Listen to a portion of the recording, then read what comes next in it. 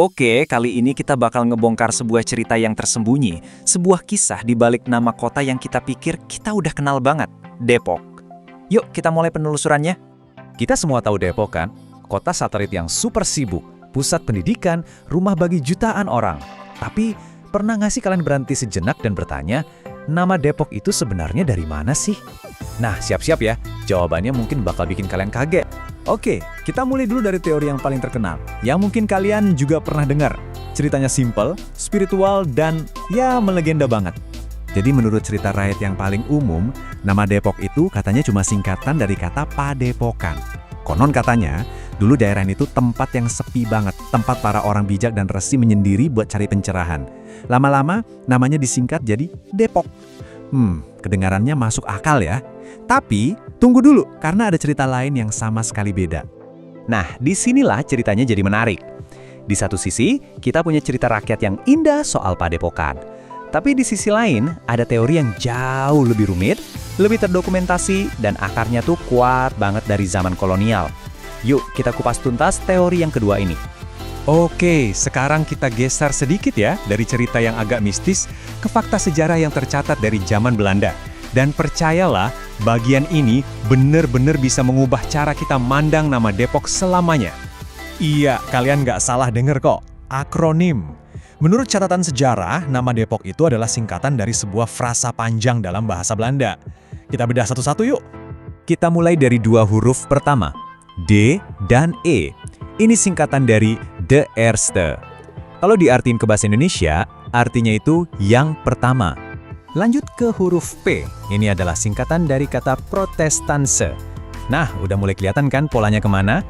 Terus ada huruf O. Ini singkatan dari organisasi VON, yang artinya organisasi dari. Dan yang terakhir, huruf K. Itu singkatan dari Kristen, yang artinya orang-orang Kristen. Jadi, kalau semuanya digabungin, artinya apa dong? Jadi, inilah dia poin utamanya. DEPOK, Die Eerste Protestantse Organisation van Christenen, atau Organisasi Kristen Protestan Pertama. Wow, akronim ini tuh bukan sekedar nama loh. Ini adalah cerminan dari sebuah komunitas yang sangat-sangat unik yang pernah ada di sana. Terus, siapa sih yang ada di balik organisasi ini? Jawabannya membawa kita ke seorang tokoh Belanda yang luar biasa pada masanya, namanya Cornelis Chastelain, dan visinya yang benar-benar melampaui zaman. Nah, lini masa ini nunjukin gimana semuanya berawal. Jadi, tahun 1696, Chastelain ini membeli sebidang tanah yang luas banget. Tapi momen kuncinya itu terjadi di tahun 1714, waktu dia meninggal. Di surat wasiatnya, dia melakukan sesuatu yang super radikal di zaman itu. Dia memerdekakan semua budaknya dan mewariskan seluruh tanah Depok buat mereka. Soalnya, Chastelain ini bukan tuan tanah biasa. Dia itu menentang perbudakan dan peduli banget sama kesejahteraan para pekerjanya, mulai dari pendidikan sampai kehidupan spiritual mereka. Visi inilah yang jadi fondasi lahirnya komunitas unik yang kemudian terbentuk di Depok.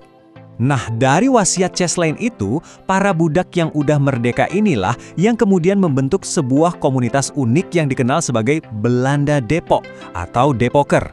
Komunitas ini awalnya terdiri dari 12 keluarga pendiri, dengan marga-marga seperti Bacchus, Lawrence, dan Leander yang jadi cikal bakal organisasi Kristen Protestan pertama itu.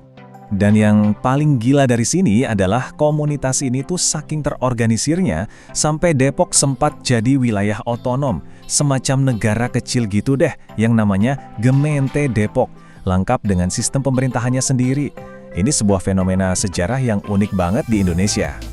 Oke, sekarang kita fast forward ya. Kita lihat gimana Depok berevolusi dari komunitas otonom yang terpencil jadi kota metropolitan modern yang kita kenal sekarang. Perubahannya drastis banget. Loncat jauh ke era modern, tahun 1999 jadi tonggak sejarah yang super penting. Di tahun inilah, Depok secara resmi ditetapkan jadi kota administratif yang mandiri, pisah dari Kabupaten Bogor. Dan sekarang, ya kita tahu sendiri kan, Depok udah bertransformasi total. Adanya Universitas Indonesia bikin kota ini jadi salah satu pusat pendidikan paling top di Indonesia, yang akhirnya mendorong pertumbuhan ekonomi dan mengubah Depok jadi kota yang dinamis dan modern.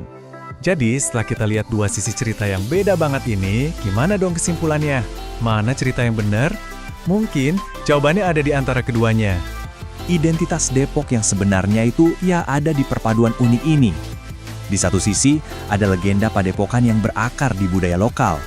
Di sisi lain, ada sejarah kolonial yang tercatat rapi, lengkap dengan nama dan tanggalnya. Keduanya inilah yang ngebentuk jiwa kota Depok. Dan kalau kalian perhatikan baik-baik, jejak-jejak masa lalu ini tuh masih ada loh. Bangunan-bangunan tua, gereja bersejarah, bahkan beberapa tradisi dari komunitas lama masih bertahan jadi saksi bisu dari sejarah panjang yang tersembunyi di tengah hiruk-pikuk kota modern. Jadi, pembahasan ini ninggalin kita dengan satu pertanyaan. Kisah Depok ngajarin kita kalau nama sebuah tempat itu bisa nyimpen lapisan sejarah yang dalam banget dan gak terduga. Nah, sekarang gimana dengan nama tempat tinggal kalian? Kira-kira ada cerita tersembunyi apa ya di baliknya?